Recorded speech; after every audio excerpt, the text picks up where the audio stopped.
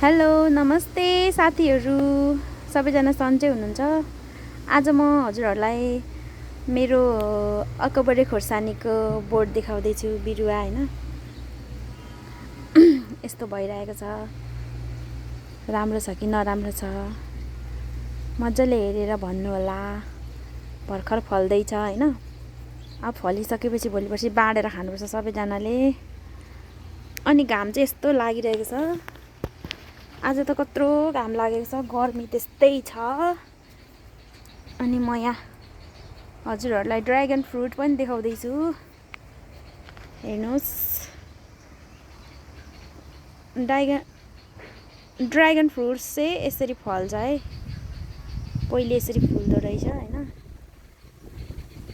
हजुरहरू पनि सबैजनाले देखिरहनु भएको होला।